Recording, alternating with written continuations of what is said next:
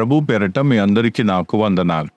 గత కాలమంతా దేవుడు మనందరినీ కూడా కాపాడినందుకు దేవునికి స్తోత్రం. ఈ నూతన దినము కొరకై దేవునికి స్తోత్రం చెప్తూ ఈనాటి దేవుని స్వరాన్ని విన్నాను. ఆదికాండము 2వ అధ్యాయం 7వ వచనం. దేవుడైన యెహోవా నేలమట్టితో నరుని నిర్మించి వాని నాసిక రంధ్రములలో జీవాయువును ఊదగా నరుడు జీవాత్మ అయింది. ఈ ఉదయకాలముందు మనము దేవుని వాక్యము నుండి మొట్టమొదటి మానవుడైన ఆదాము గురించి నేర్చుకున్నాం. దయచేసి ప్రార్థన పూర్వకంగా ఈ మాటలు మీరు వింటేనే దీని గంభీరత్వం అర్థమవుతుంది.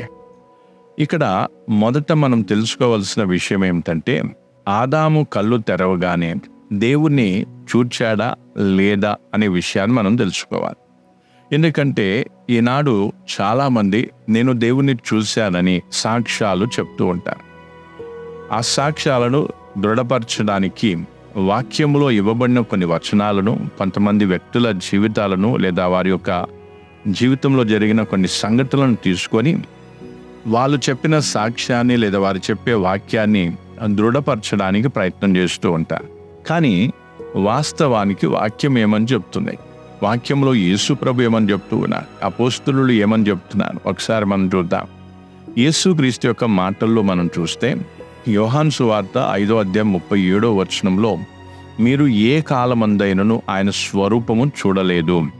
తర్వాత అపోస్తలుడైన పౌలు యొక్క మాటల్లో మనం వింటే 1 తిమోతి 6వ అధ్యాయం 16వ వచనంలో, మనుషులలో ఎవడునూ ఆయనను చూడలేదు, ఎవడునూ చూడనేరడు అనే ఈ 2 పదాలు, 2 వచనాలు, ఇద్దరు వ్యక్తులు ఆయా సందర్భంలో దేవుణ్ణి మానవుడు చూడలేదని సాక్ష్యం చెప్పడం అనేది జరుగుతుంది, లేదా ఆ విషయాన్ని గంభీరంగా చెప్పడం జరుగుతుంది.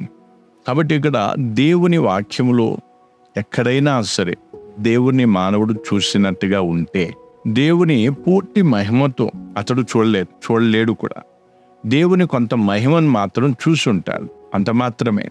అయితే కొంతమంది పాస్టర్లు నేను దేవుని చూశాను, కొంతమంది విశ్వాసులు నేను దేవుని చూశానని చెప్పి దేవుని మహిమను, ఆయన యొక్క గంభీరత్వాన్ని చాలా తేలికగా చేస్తూ ఉంటారు.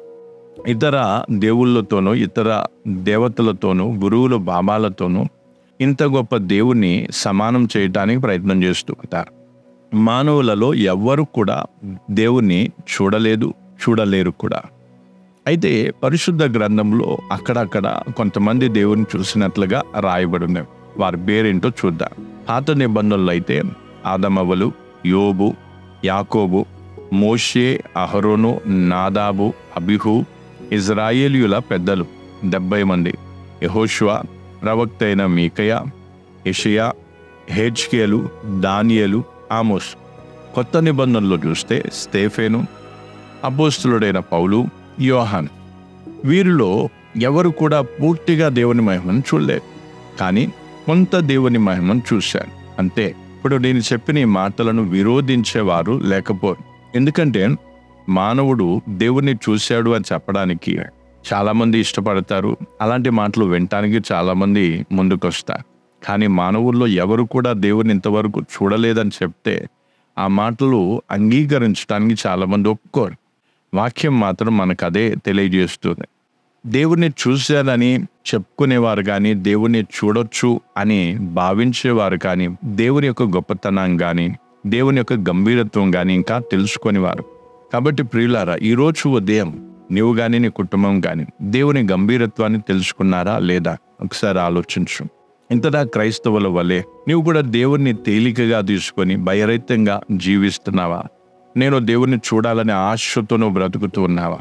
లేక వాస్తవాన్ని ఎరిగి దేవుని గంభీరత్వాన్ని తెలుసుకొని, అయ్యా నేను చూస్తే బ్రతకలేను తండ్రి, నీ సన్నిధిని అనుభవించే భాగ్యం దయచేయి, నీ స్వరాన్ని నాకు వినిపించు చాలు అని నీవు దేవుని ముందు ప్రార్థిస్తావా?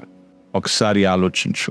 దేవుని భయం లేకపోవడం అనేది, దేవుని గంభీరత్వాన్ని తెలుసుకోకుండా దేవుని భయం లేకుండా బ్రతకటం అనేది శిక్షకు అర్హమైన జీవితం. జాగ్రత్త. ప్రార్థన చేసుకున్నాం. పరలోకమందున్న మా తండ్రి, ఈ ఉదయకాలం ముందు నీ స్వరమును మేము వినే ధన్యత మాకిచ్చినందుకు నీకు స్తోత్రం. ఏమిచ్చి కూడా నీ రుణమును మేము తీర్చుకోలేం. అవును తండ్రి, మనుషులలో ఎవరు కూడా నిన్ను ఇప్పటి వరకు చూడలేదని నేను నమ్ముతూ ఉన్నాను. చూడలేరని కూడా నేను నమ్ముతూ ఉన్నాను. నీవెంత గంభీరుడవో నేను తెలుసుకొని భయభక్తులతో కూడిన జీవితాన్ని జీవించుటకు నాకు సహాయం చేయమని ఈ ఉదయకాలమందు ప్రార్థిస్తూ ఉన్నా. యేసుక్రీస్తు నామములో అడిగి వేడుకొంచున్నాం తండ్రి. ఆమె. అందరికీ వందనాలు.